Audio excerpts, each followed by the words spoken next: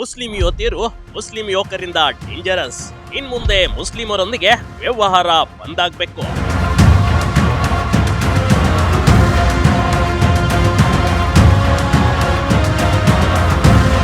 ಚಿಂತಕ ಚಕ್ರವರ್ತಿ ಸೂಲೆಬೆಲೆ ಪೊಲೀಸರ ವಿರುದ್ಧ ಹರಿಹಾಯ್ದ ಘಟನೆ ಧಾರವಾಡದಲ್ಲಿ ನಡೆದಿದೆ ಕಣ್ರಿ. ಅದರಲ್ಲೂ ಅವರು ಭಾಷಣ ಮಾಡಬೇಕಾದ್ರೆ ಹಿಂದೂ ಹುಡುಗಿಯರಿಗೆ ಕೆಲವೊಂದು ಕಿವಿ ಮಾತನ್ನ ಹೇಳಿದ್ದಾರೆ. ನೀವು ಒಂದು ವೇಳೆ ಮುಸ್ಲಿಂ ಯುವಕರೊಂದಿಗೆ ಸ್ನೇಹ ಬೆಳೆಸಿದ್ರೂ ಪರವಾಗಿಲ್ಲ, ಆದ್ರೆ ಮುಸ್ಲಿಂ ಹುಡುಗಿಯರ ಜೊತೆ ಸ್ನೇಹ ಬೇಡವೇ ಬೇಡ ಅಂತ ಹೇಳಿದ್ದಾರೆ.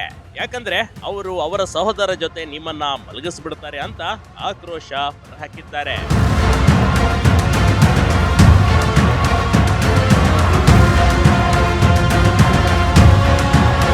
ಇಲ್ಲಿವರೆಗೂ ಸಹಿಸಿಕೊಂಡಿದ್ದೇವೆ, ಆದ್ರೆ ಇನ್ನು ಮುಂದೆ ಸಹಿಸಿಕೊಳ್ಳೋದ್ರಲ್ಲಿ ಅರ್ಥವೇ ಇಲ್ಲ ಅಂತ ಹೇಳಿದ್ದಾರೆ.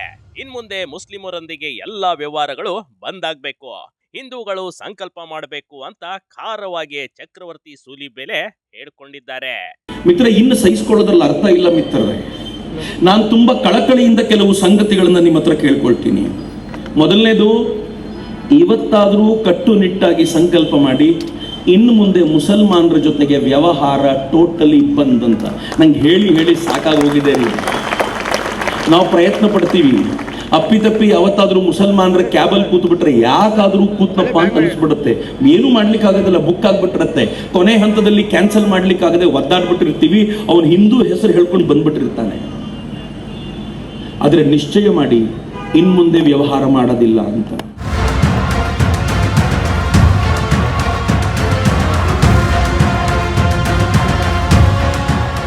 ಸಾಬೀರ್ನನ್ನ ಬಂಧಿಸಿಲ್ಲ ಪೊಲೀಸರು, ಕಣ್ಣು ಮುಂದೆ ಕಂಡ್ರು ಬಂಧಿಸಿಲ್ಲ ಅಂತ ಆರೋಪ. ಇನ್ನೊಂದೆಡೆ ಜಿಮ್ನಲ್ಲಿ ಮಹಿಳೆಯರನ್ನ ಲೈಂಗಿಕವಾಗಿ ಬಳಸಿಕೊಂಡ ಸಾಬೀರ್ ಬಗ್ಗೆ ಮಾತಾಡಿದ್ರು. ಸಾಬೀರ್ ಬಗ್ಗೆ ಎಫ್ಐಆರ್ ದಾಖಲಾಗಿ 1 ವಾರ ಕಳೆದಿದೆ. ಪೊಲೀಸರು ಅವನನ್ನ ಬಂಧಿಸಿಲ್ಲ. ನಮ್ಮ ಸಮಾವೇಶ ಇರೋದನ್ನ ನೋಡಿ ಅರೆಸ್ಟ್ ಅಂತ ತೋರಿಸಿದ್ದಾರೆ ಅಂತ ಹೇಳ್ಕೊಂಡ್ರು. ಆತ ಕಣ್ಮುಂದೆ ಅಡ್ಡಾಡುತ್ತಿದ್ರು. ಆತನನ್ನ ಬೇರೆ ಕಾರ್ನಲ್ಲಿ ಪೊಲೀಸರು ಕರ್ಕೊಂಡು ಹೋಗಿದ್ದಾರೆ. ಹೀಗಾಗಿ ನಾನು ವಿಷಾದ ವ್ಯಕ್ತಪಡಿಸಿದ್ದೇನೆ ಅಂತ ಹೇಳಿದ್ರು. ಸಾಬೀರ್ನನ್ನ 1 ವಾರ ಎಫ್ಐಆರ್ ಆಗಿದ್ರು ಕೂಡ ಇನ್ನೂ ಅರೆಸ್ಟ್ ಮಾಡಲಿಲ್ಲ. ಸಾಬೀರ್ ಬಂದು ಪೊಲೀಸ್ PSI ಅವರ ಕಣ್ಣು ಮುಂದೆ ಸಿಕ್ಕರೂ ಅವನನ್ನು ಬೇರೆ ಕಾರ್ನಲ್ಲಿ ಹತ್ತಿ ಕಳಿಸಿದ್ದಾರೆ. ಆದರೆ ಇವತ್ತು ಪ್ರತಿಭಟನೆ ಇರುವ ಕಾರಣ ಅರೆಸ್ಟ್ ಮಾಡಿದ್ದೇವೆ ಅಂತ ಹೇಳುತ್ತಿದ್ದಾರೆ ಅಂತ. ಅಂದ್ರೆ ಒಬ್ಬ ವ್ಯಕ್ತಿಯನ್ನ ಅರೆಸ್ಟ್ ಮಾಡಿಸ್ಲಿಕ್ಕೆ ನಾವು ಪ್ರತಿಭಟನೆ ಮಾಡಬೇಕಾದ ಅಗತ್ಯ ಬರುತ್ತೆ. ಪರಿಸ್ಥಿತಿ ನೋಡಿ ಹೆಂಗಿದೆ.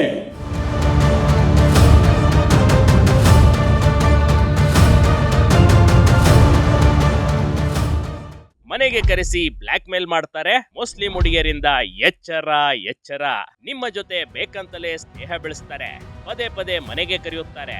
ಬಹಳ ಫೋರ್ಸ್ ಮಾಡಿದಾಗ ಹೋಗ್ಲೇಬೇಕಾಗತ್ತೆ.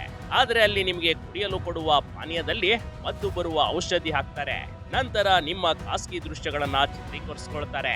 ಇಂಥವರಿಂದ ದೂರ ಇರುವಂತೆ ಚಕ್ರವರ್ತಿ ಸೂಲಿಬೆಲೆ ಅವರು ಮನವಿ ಮಾಡಿದ್ದಾರೆ. ಅದರಲ್ಲೂ ಹಿಂದೂ ಯುವತಿಯರು ಎಚ್ಚೆತ್ತುಕೊಳ್ಬೇಕಾಗಿದೆ ಅಂತ ಹೇಳಿಕೊಂಡಿದ್ದಾರೆ. ಎರಡನೇದು, ಮುಸಲ್ಮಾನ್ ಹುಡುಗಿ ಇರ್ತಾರಲ್ಲ, ಮುಸಲ್ಮಾನ್ ಗಂಡಸರಿಗಿಂತ ಡೇಂಜರ್.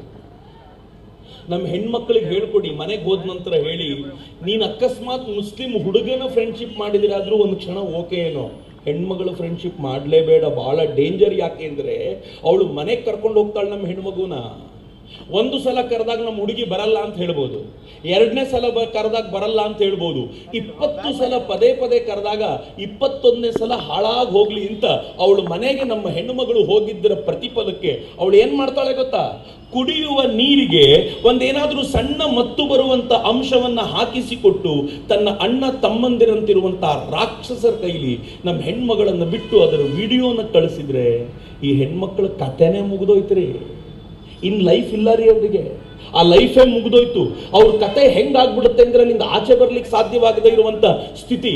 ಕೇರಳ ಸ್ಟೋರಿ ಪಾರ್ಟ್ 1 ಬಂತು, ಪಾರ್ಟ್ 2 ಬಂತು, ಪಾರ್ಟ್ 100 ಬಂದ್ರೂ ಕೂಡ ನಮ್ಮ ಹೆಣ್ಮಕ್ಳಿಗೆ ಇನ್ನೂ ಬುದ್ಧಿ ಬರಲ್ಲ ಅಂತಂದ್ರೆ ಏನ್ ಹೇಳಲಿ ನಾನು.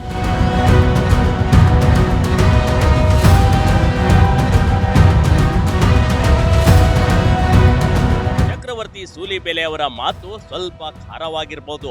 ಜನರು ಅರ್ಥ ಮಾಡ್ಕೊಳ್ಬೇಕಾಗಿದೆ ಕಣ್ರಿ. ಈಗಾಗಲೇ ಸಾಕಷ್ಟು ಹಿಂದೂ ಹುಡುಗಿಯರು ಮೋಸ ಹೋಗಿದ್ದಾರೆ. ಕೇರಳ ಸ್ಟೋರಿ ಅಂತ ಮೂವಿಗಳು ಬಂದಿದ್ರು ಯುವತಿಯರು ಮಾತ್ರ ಎಚ್ಚೆತ್ತುಕೊಳ್ತಿಲ್ಲ ಅನ್ನೋದೇ ವಿಪರ್ಯಾಸ ಕಣ್ರಿ. Big TV Karnataka, Dharwad.